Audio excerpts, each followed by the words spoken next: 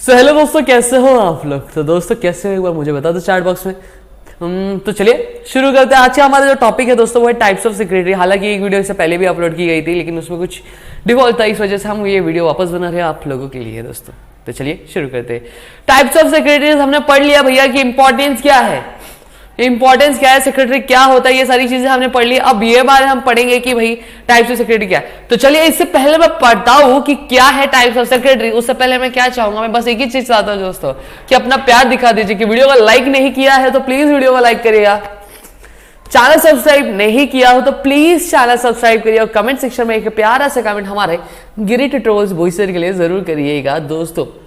तो चलिए शुरू करते हैं और आज का हमारा टॉपिक टाइप्स ऑफ सेक्रेटरी से हम शुरू करते हैं। अब किसी भी इंडस्ट्री को ग्रो करने के लिए, उसको आगे बढ़ाने के लिए बहुत सारे क्या ऑर्गेनाइजेशन के टाइप्स होते हैं, बहुत अलग अलग टाइप्स होते हैं दोस्तों, बहुत ऑर्गेनाइजेशन अलग अलग टाइप्स होते हैं। तो एक बहुत ही ज्यादा महत्वपूर्ण, बहुत ही ज्यादा इंपॉर्टेंट पर्सन की जरूरत पड़ती है और वो इंपॉर्टेंट पर्सन कौन होता है? इंपॉर्टेंट पर्सन, विश्वसनीय पर्सन, यानी क्या मतलब जिसके ऊपर ट्रस्टवर्दी हो दोस्तों, ट्रस्टवर्दी, तो जिसके ऊपर सारी जिम्मेदारी हम दे के आराम से बैठ सके। तो भैया तो वो कौन होगा हमारा पता है क्या? वो सेक्रेटरी होगा। क्या होगा? सेक्रेटरी। अब सेक्रेटरी बहुत सारे टाइप्स के होते हैं, अलग अलग टाइप्स के ऑर्गेनाइजेशन में होते हैं दोस्तों।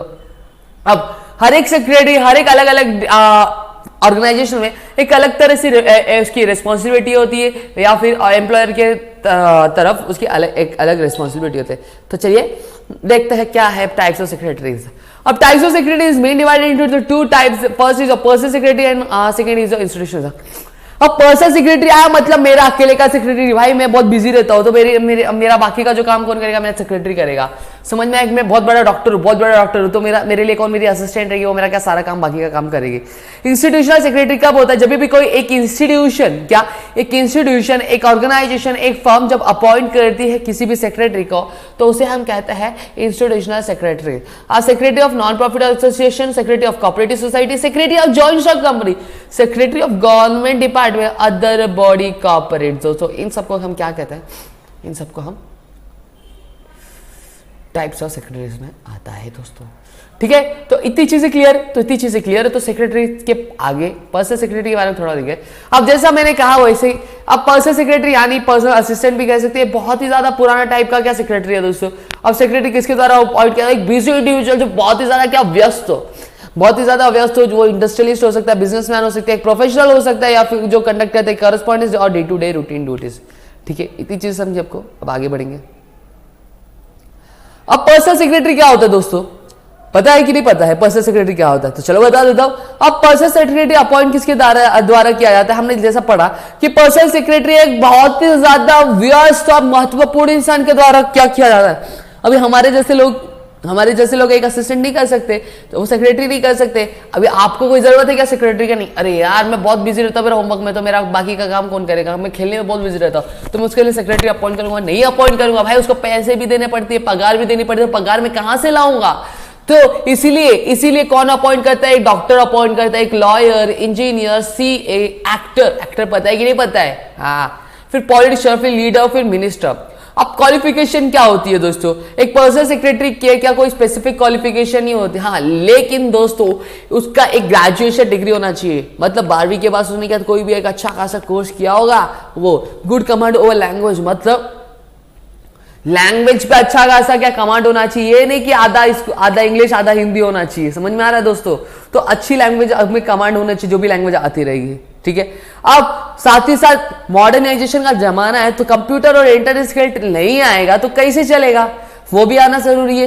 अब हालांकि आपने बोला था कि अलग अलग ऑर्गेनाइजेशन के अलग अलग इंडिविजुअल के अलग अलग, जैसे डॉक्टर है, लॉयर है, इंजीनियर, तो सबके लिए ग्रेजुएशन सेम रहेगा क्या? नहीं दोस्तों, क्वालिफिकेशन किस पे डिपेंड करता है?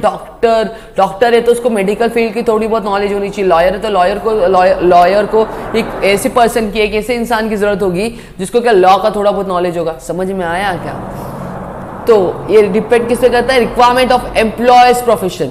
और एम्प्लॉयर कौन होता है मैं बता देता हूं आप लोगों को। एम्प्लॉयर मतलब जो बंदा क्या करता है? जॉब देता है। और एम्प्लॉय कौन होता है? जो जॉब लेता है दोस्तों। समझ में आ गया? मैं एक कंपनी में जा रहा हूं तो सामने वाला इंसान क्या हुआ? एम्प्लॉयर हुआ क्योंकि वो मुझे जॉब दे रहा है, और एम्प्लॉय मैं हुआ क्योंकि मैं जॉब ले रहा हूं। ठीक है, अब आगे चलते हैं। अब जैसा मैंने आप सभी को बताया थोड़ी देर पहले कि इंस्टीट्यूशनल सेक्रेटरी मतलब एक ऐसा इंस्टीट्यूशन या फिर ऑर्गेनाइजेशन जो अपॉइंट करता है एक सेक्रेटरी को, मतलब किसी भी ऑर्गेनाइजेशन के एक भी ऑर्गेनाइजेशन ने अगर सेक्रेटरी को अपॉइंट किया तो पर्सनल सेक्रेटरी नहीं कहलाएगा, वो क्या कहलाएगा? इंस्टीट्यूशनल सेक्रेटरी कहलाएगा। चलो देखते हैं इसमें से कुछ इंस्टीट्यूशनल सेक्रेटरी। अब यहां पे मैं अपना पूरा जोर में यहां पे दिख रहा है secretary of a non profit. अब एक नॉन प्रॉफिट एसोसिएशन मतलब एक ऐसी ऑर्गेनाइजेशन जो पैसे कमाने के लिए नहीं पीछे जाती है, पड़ती है। वो किसके पीछे पड़ती है? वो लोगों की सेवा, वेलफेयर ऑफ द सोसाइटी, यानी सोशल प्रमोट करती है, एजुकेशन प्रमोट करती है, कल्चरल, आर्ट, स्पोर्ट्स एक्टिविटीज क्या करती है? प्रमोट करती है। किस लिए करती है? ताकि वो जो सोसाइटी है, सोसाइटी को क्या कर सकते हैं? सर्विस प्रोवाइड कर सके, ना कि क्या करे? प्रॉफिट अर्न करे। समझ में आया? अब यहाँ पे सेक्रेटरी कैसे अपॉइंट किया जाता है? अब एक नॉन प्रॉफिट ऑर्गेनाइजेशन है, वो किसके द्वारा लिखा जाता है? वो एक मैनेजमेंट कमेटी द्वारा लिखा जाता है। और मैनेजमेंट कमेटी को कौन अपॉइंट करता है? जो उसके अंदर की मेंबर्स होते हैं वो अपॉइंट करते हैं। अब सेक्रेटरी हो सकता है, वो फुल टाइम भी हो सकता है या फिर पार्ट टाइम भी हो सकता है, सैलरी पे डिपेंड करता है दोस्तों। अगर उसको 4,000 5,000 दोगे तो भैया पूरा दिन तो काम करेगा नहीं, वो कैसे काम करेगा? वो थोड़े टाइम के लिए काम करेगा। अगर उसको ज्यादा दोगे, 10 20 हजार 15,000 दोगे, 16 17 18,000 दोगे तो भैया पूरा टाइम काम करेगा। समझ में आया? जैसे रोटरी क्लब हो गया, लायंस क्लब हो गया, sports club, cultural club, chamber of commerce, etcetera. समझा? अब क्वालिफिकेशन, अब इसके लिए कोई प्रेस्क्राइब क्वालिफिकेशन की जरूरत नहीं है इस टाइप के सेक्रेटरी के लिए। अब सेक्रेटरी क्या को पता होना चाहिए, उसके ऑब्जेक्ट क्या, उसके बेसिक फंक्शन क्या होने चाहिए ऑर्गेनाइजेशन में, इतना साथ ही साथ पेपर डॉक्यूमेंट्स की फाइलिंग कैसे करनी, कंप्यूटर कैसे चलाना है, करस्पॉन्डेंस कैसे चलाना, और बेसिक रिक्वायरमेंट क्या होती है इस टाइप के ऑर्गेनाइजेशन की। समझा? अब आगे बढ़े। अब दूसरा जो हमारा टाइप है दोस्तों वो इंस्टीट्यूशनल सेक्रेटरी का है। ठीक है, अब इंस्टीट्यूशनल सेक्रेटरी क्या होता है? इंस्टीट्यूशनल सेक्रेटरी में हम सेक्रेटरी ऑफ कोऑपरेटिव सोसाइटी देखेंगे, हमारा सेकेंड टाइम। अब एक कोऑपरेटिव सोसाइटी एक ऐसी एसोसिएशन होती है जो क्या 10 मेंबर से क्या कम से कम कितने 10 मेंबर से बनती है, 10 मेंबर्स या फिर उससे ज्यादा भी हो सकते हैं, जरूरत है। अब महाराष्ट्र में ये जो सोसाइटी है वो कौन से किसके अंडर रजिस्टर्ड होती है? Maharashtra state cooperative societies act 1960 के तहत क्या रजिस्टर की जाती है। इसका मेन ऑब्जेक्टिव क्या रहता है? इसका मेन ऑब्जेक्टिव सर्विस प्रोवाइड करना होता है। किसको होता है? पूरी दुनिया को। क्या नहीं, उसके जो मेंबर्स होते हैं उसको। जैसे कोऑपरेटिव बैंक्स हो गए, cooperative housing society, consumer cooperative stores etcetera. समझा? अब ये जो मेंबर्स होते हैं, मेंबर्स क्या इलेक्ट करते हैं? रिप्रेजेंटेटिव्स को, जो जिसको हम बोलते हैं मैनेजमेंट कमेटी। अब उसमें से जो मैनेजमेंट कमेटी का एक मेंबर होता है उसको हम क्या सेक्रेटरी क्या अपॉइंट कर देते हैं। अब जो सेक्रेटरी क्या होता है बेसिकली किसके वर्क करता है? ऑनररी बेसिस पे क्या काम करता है दोस्तों।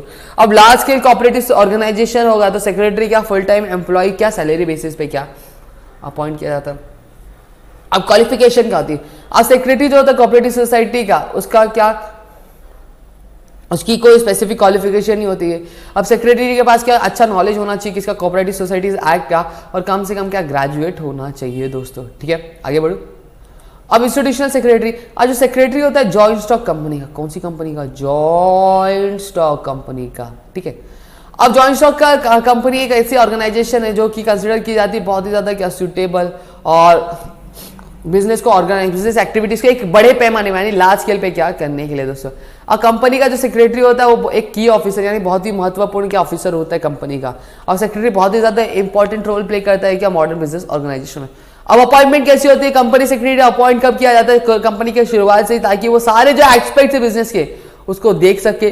और सेक्रेटरी किसके अंडर काम करता है? बोर्ड ऑफ कंट्रोल डायरेक्टर्स के अंडर काम करता है, जिसके अपॉइंटमेंट कंपनी का अब अपॉइंटमेंट जो होती कंपनी सेक्रेटरी की वो होती कंपनीज एक्ट 2013 के तहत पे कंपनी सेक्रेटरी के एक डेफिनेशन की मैनेजरियल पर्सनल का जो इंट्रोड्यूस किया गया था कंपनीज एक्ट 2013 द्वारा दोस्तों।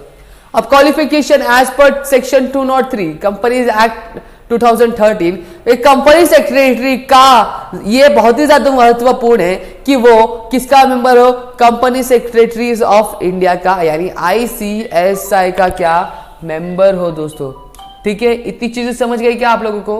अब आगे बढ़े तो चलो चलते।